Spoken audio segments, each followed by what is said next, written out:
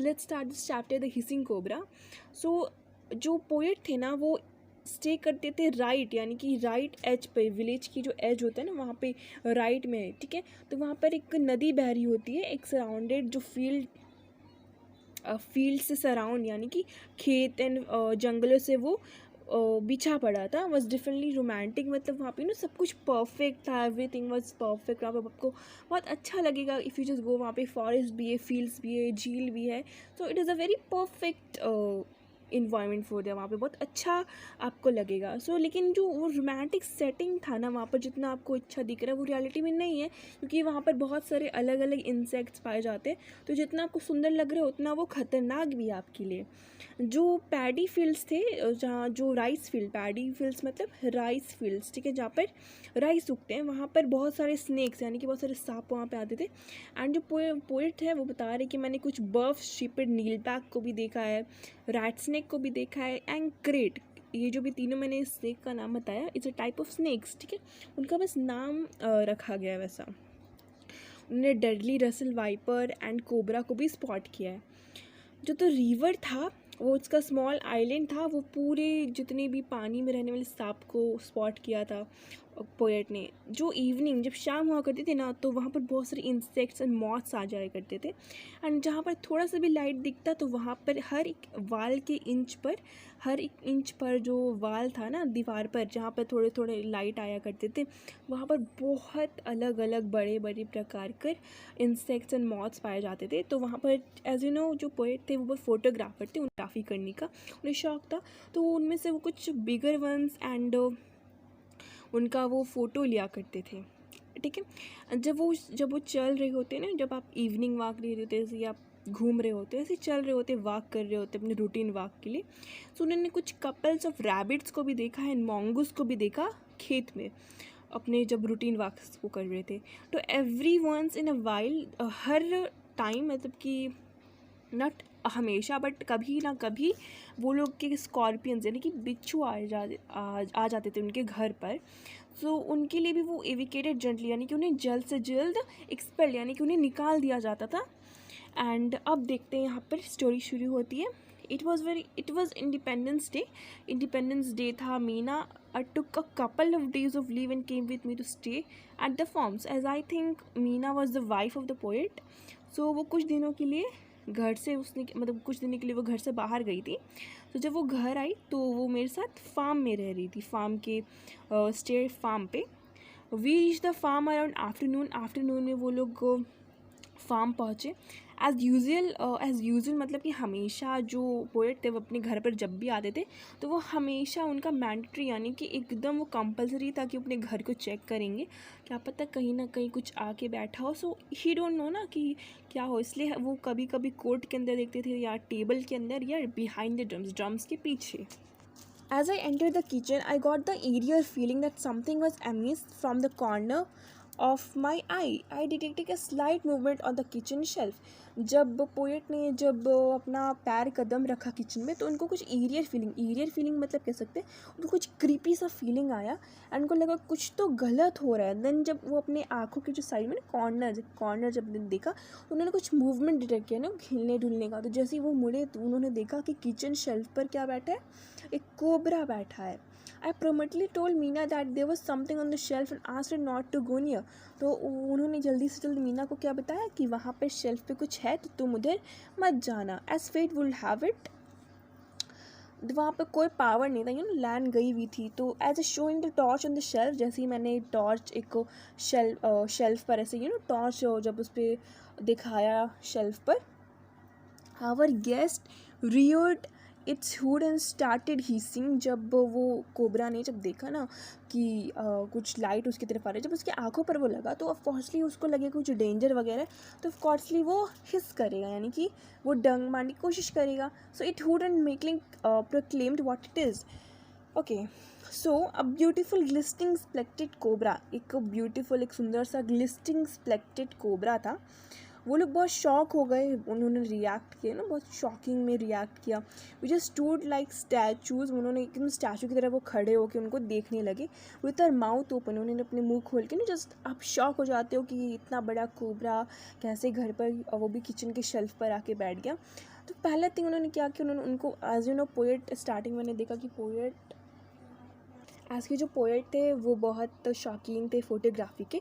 तो first of all उन्होंने एक फ़ोटो लिया उस स्नेक का, एंड जैसे ही वो जो फ्लैश था, जो कैमरा का जो लाइट जब वो पॉप्ड हुआ, तो स्नेक को एज यू नो वो स्नेक क्या करने लगा, so the snake started to डैट टूवर्ड्स अस हिसिंग, मतलब कि वो जो स्नेक था वो काटने की कोशिश कर रहा था उनको, एंड वो हिसिंग कर रहा था। ओके, सो ऑफकोर्सली उसको लगा कुछ डेंजरस, ऐसे उसको आप किसी के सामने जाकर बेचारा वो एक कंफर्टेबल प्लेस में खड़ा है, एंड आप जाके उसको परेशान करो, फ़ोटो लो उसका, तो उसको कुछ लगेगा कि something is in a dangerous, तो उसको इसलिए वो वैसा कर रहा था।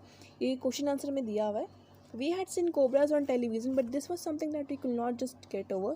The hissing was sending a chill through our bones, and beside it was kept darting towards us. Luckily, it was on the shelf high above the ground. A few pictures later, the camera batteries gave up. Meena offered to go to the village and get some help. I was not keen, as neighbors were scared of snakes and would have be of no help. Okay.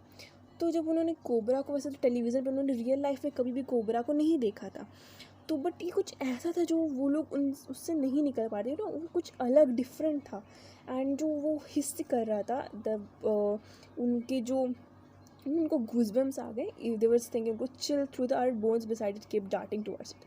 तो वो जो snake था वो काटने की कोशिश कर रहा था, ठीक है। Luckily it was on shelf, तो वो शेल्फ के ऊपर था, तो ऑफकोर्सली वो उतना दूर तक नहीं आ पाएगा उसको काटने के लिए, तो शेल्फ वो ऊपर था, यानी कि ग्राउंड से हाई अबव था। सो उन्होंने कुछ पिक्चर्स लिया पोएट ने, एंड उसके बाद जो कैमरा था बैटरी का वो क्या हो गया, ख़त्म हो गया। तो मीना ने ऑफर किया कि हम लोग विलेज में जाके कुछ मदद मांगेंगे। आई वॉज नॉट नीन एज नेबरहुड्स पर scare of snakes, so as you know जो पोएट को ऑलरेडी पता था कि उनके जो नेबर्स होते हैं, जो पड़ोसी है, वो भी खुद स्नेक से डरते हैं, तो उनका तो कोई फ़ायदा नहीं होगा उनसे कुछ पूछने का, क्योंकि उन्होंने देखा है कि जब भी कुछ एक बार उन्होंने देखा था कि the reaction of couple times, उन्हें कभी कभी देखा है कि जब भी उनके घर पर स्नेक आते हैं तो वो लोग बहुत माइल दूर भाग जाते हैं, क्योंकि उनको खुद उनसे डर लगता है। तो वो लोग क्या सोच रहे थे कि वो लोग नेबर्स को बुला के हेल्प मांगेंगे, बट ऐसा नहीं कर सकते क्योंकि वो लोग नेबर्स खुद डरते थे स्नेक से। We can not think straight and decide that a cup of tea will stare our brains into action. So as you know, मेरे को ये जो पैराग्राफ है ना, थोड़ा सा मेरे को अच्छा लगा, that it was very good. यहाँ पर इनको लगा कि देखो यहाँ पर एक ट्रू इंडियन की चीज़ें बताई जा रही है कि यहाँ पर कुछ तो नहीं कर सकते, लेकिन हम लोग एक चाय बनाते हैं एंड उसके बाद सोचते हैं, क्योंकि उस टाइम कुछ कर भी नहीं सकते थे, तो वो लोग ने कोशिश किया कि we have to think something good. तो अपनी ब्रेन को एक्शन बनाने के लिए उन्होंने चाय बनाने की कोशिश की, मतलब चाय बनाया उन लोगों ने। तो it was very unforgettable experience making tea with the cobra hissing the background. आप चाय बना रहे थे, आपके पीछे कोबरा हिसिंग कर रहा है, ठीक है, तो दैट इज़ बहुत एक्सट्रीमली बहुत सा स्क्रिपी सा चीज़ है। जो shelf with the cups next to the stack and I had quickly open the cup take out the cups. तो जो शेल्फ था ना कप्स का, वो स्नेक के साइड में था, तो उसको जल्दी से कबर्ड को खोला एंड उसने कप लिया। The hissing only got under the watchful gaze of our guest. जब वो लोग उसके देख रहे थे ना उस कोबरा को, तो और वो कोबरा और हिसिंग कर रहा था और वो काटने की कोशिश कर रहा था, ठीक है। उसका जो साउंड था थोड़ा सा और फ्रीश हो गया। We made tea and stood in the corner of the kitchen sipping and thinking that the next course of action. वो लोग सोचने लगे कि अब आगे क्या करना है। Meena came with an idea, she suggested that we keep a bucket under shelf and then push the snake into it, then it will be an easy to lift the bucket out of the house.